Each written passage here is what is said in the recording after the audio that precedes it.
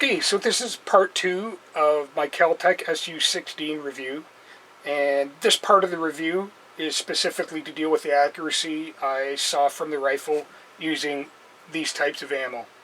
The ammo is arranged in front of me in order of cost, this being the cheapest, this being the most expensive. Everything was fired at 105 meters, which translates to 114 yards. So take that into consideration when you're looking at these targets. Accuracy really was dependent on ammunition. There really doesn't seem to be a huge rhyme or reason to it, as you will see. And you will note the difference between cold bore and hot bore is considerable, with the exception of my hand loads. I will show you a few of the hand loads. I won't go into depth with them. I'll probably just briefly talk on them because I'm nowhere near done playing with them. I really need to nail down where the accuracy nodes are versus the most velocity I can get out of the rifle. Anyway, to get started, I'll talk about this MFS.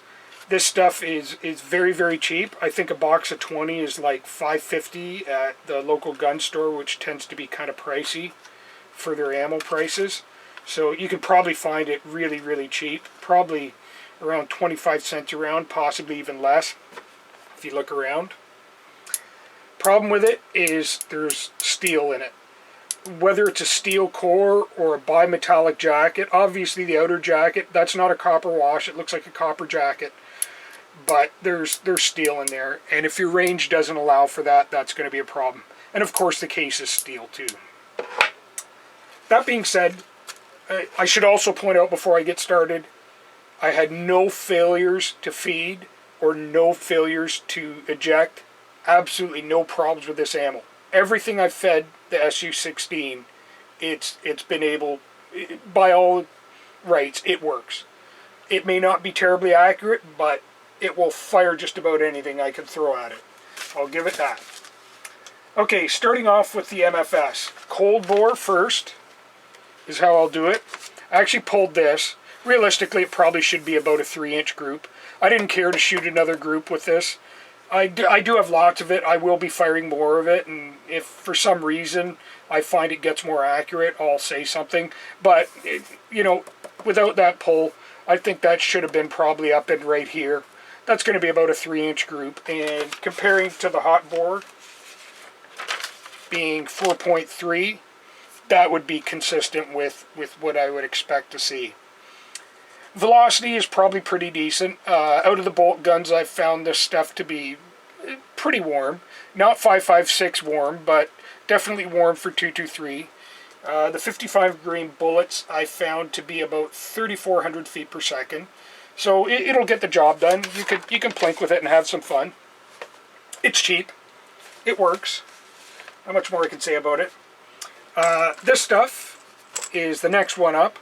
This is Norinco. Right now you can buy 1,120 round case, which is actually two of the hermetically sealed spam cans of this. You can buy it from Can-Am for I think $320, and that's free shipping. So you just have to cover taxes, and then it's at your door. As it says, it's boxer prime, non-corrosive. The brass cases aren't terrible, actually. I've checked, I've weighed a bunch of them and compared them and checked the volumes. They're actually not bad. As far as consistency goes, they beat Remington and Winchester for consistency, believe it or not. Case volume is a little on the low side.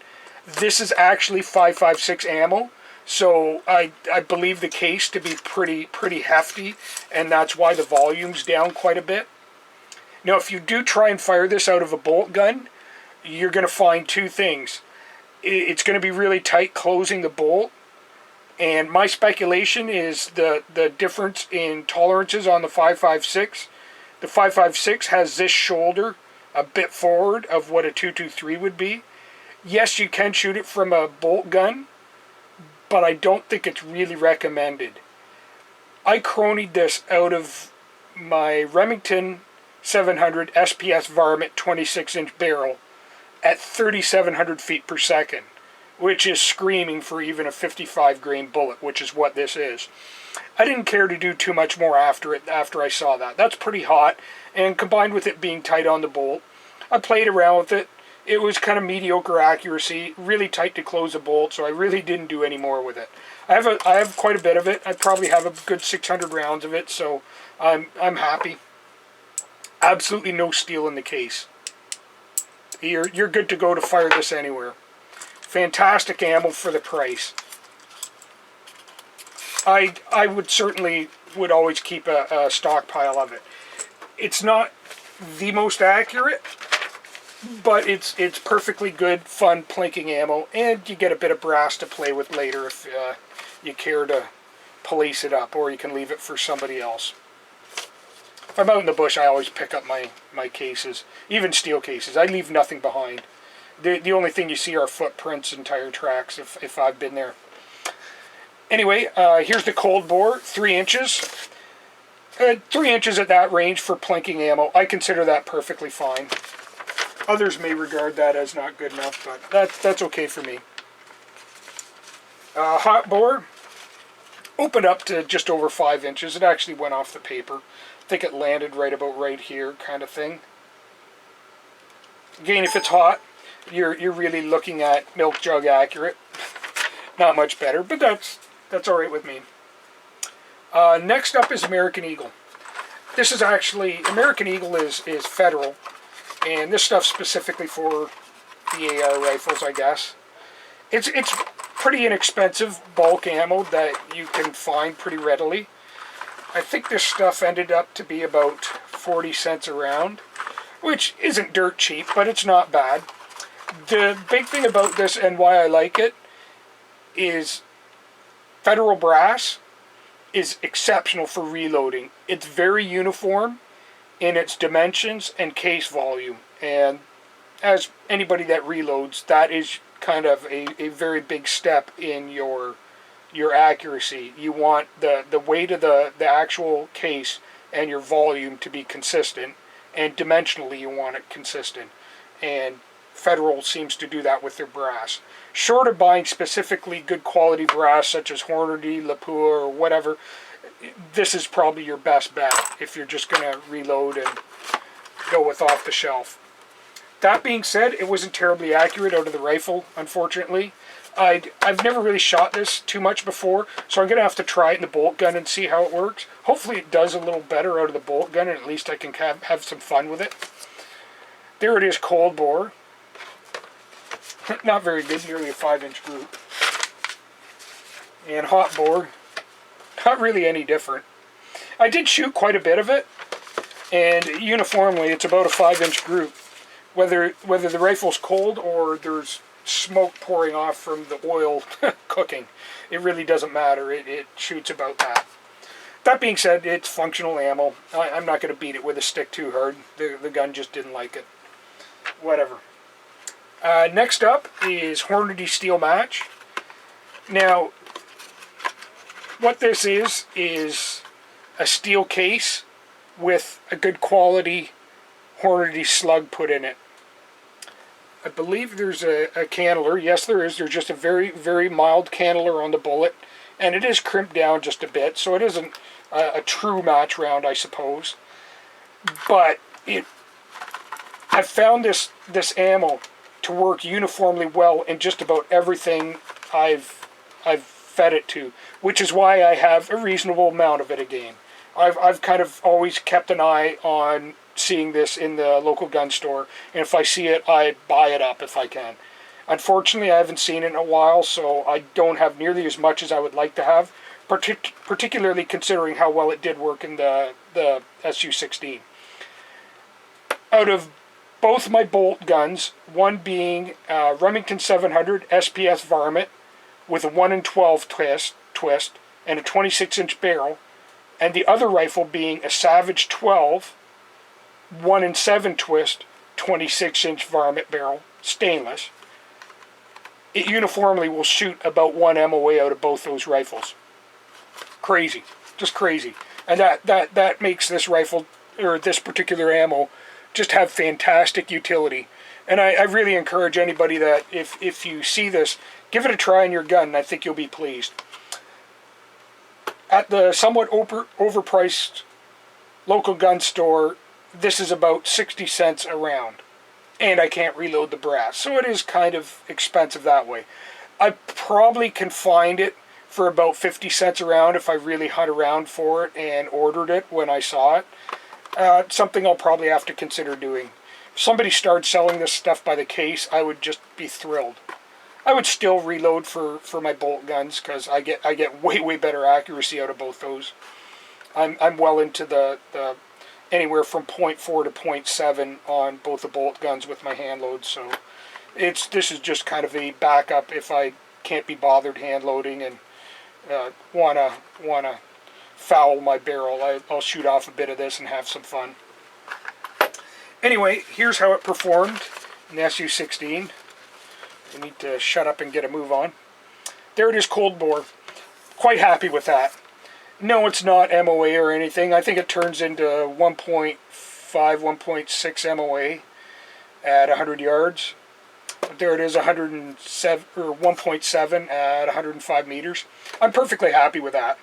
If it maintains that accuracy up to 200 meters, I would just be thrilled.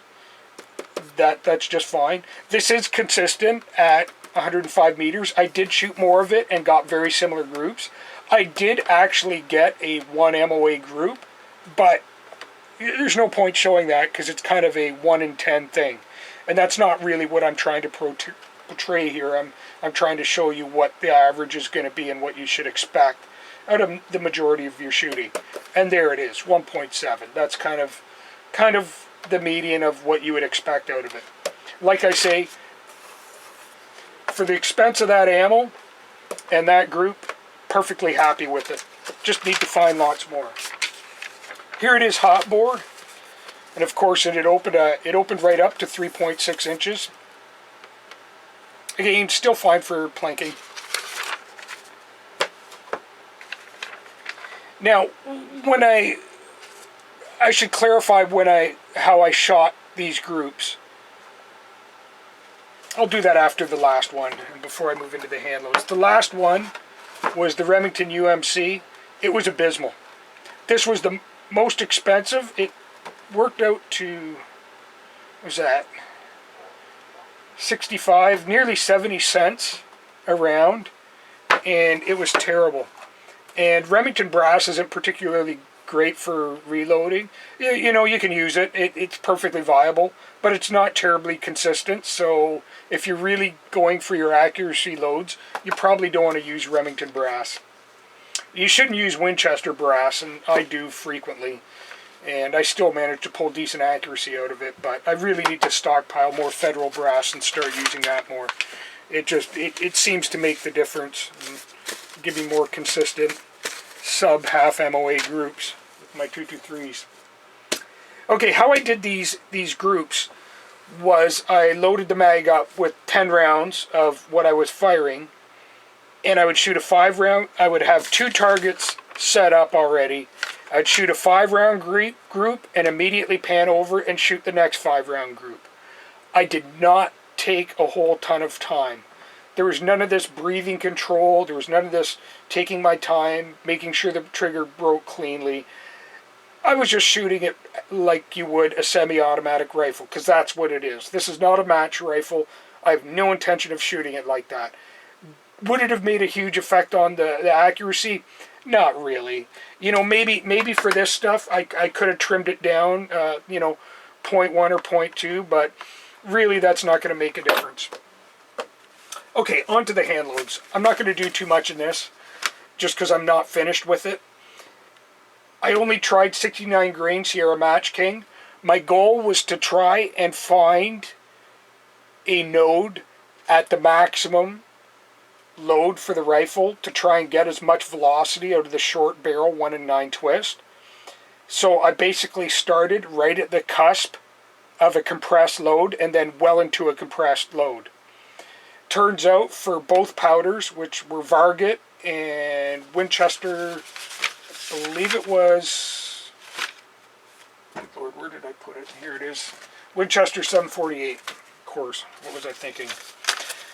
Which is very similar to CFE 223 in its own weird way. CFE 223 is probably better. Anyway, how it turned out is the charges, my starting charges, were far more accurate, and as I went up in powder and increased the pressure, the loads got less accurate. So I actually need to work backwards into the nodes a little bit. So I'm going to have to come down on both powders a little bit. Now here's the Varget cold bore, 2.55 inches, and that's at 25.5 grains of Varget. And I'm loading right at magazine length, 2.255. Technically I could go 2.60, but I give myself 5 thou play. I'm figuring I'm going to find my accuracy node somewhere between 25, possibly even 24.9, somewhere between 24.9 and 25.2, and that's probably where I'm going to find my accuracy node. I would be really pleased to see something similar without the flyer and have that pulled in, and I would be very happy. At that velocity, if I can get an 1.5 to 1.75 group out of that particular bullet, probably be quite capable up to and possibly even beyond 300 meters. And that would be pure entertainment out of this rifle. The interesting part of the 69 grain Sierra Match King slugs is there wasn't a huge difference between, whoops, wrong way. There it is right there. There wasn't a huge difference between cold bore and hot bore. It was much more consistent between the two. And again, that kind of encourages me to work on these more and spend the time and components to work this down a bit. Certainly would be worthwhile. Here's the Varget. As you can see, I'm kind of, as I go up in powder, I'm going the wrong way. Again, not a terribly big difference between hot and cold bore. That's okay, I'll work those down. Very similar for the Winchester 748, not quite as accurate. Again, I started at 25.6. Really, I'm going to need to be somewhere, pretty much the same number, really. I'm thinking 24.9 to 25.2, maybe even a grain or two higher with this to hit my accuracy node. I figure this will be about a 2 MOA powder by the time I'm done with it. Again, there's nothing wrong with that. I'm not even going to bother showing the bigger ones. As I went up in charge, it got much less accurate, and probably isn't worth the time to show that. So there's definite promise with the 69 grain Sierra Match King. Once I get it figured out and dialed in and have some good accuracy loads, I may try some 50 grain VMAX that I'm sitting on. I think I have somewhere like 500 or 600 slugs for that. So I may play around with those too and see if I can get a nice high velocity load out of that one. And that should give me some excitement if I want something just a touch more accurate than these and still have some good velocity out of it. Anyway, that concludes my accuracy report for the SU-16 thus far. I will probably amend this with a Part B as I work on hand loads and find various different types of ammo. If anybody has any questions or comments, please do leave them.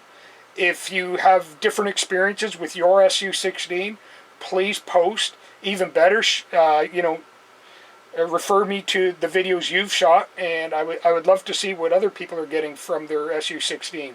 Very interesting to see what the differences are in various types of ammo and what the variety of rifles show. Anyway, if you want to see the disassembly and reassembly of the rifle, take a look at Part 3, and we'll talk to you later. Have a good one.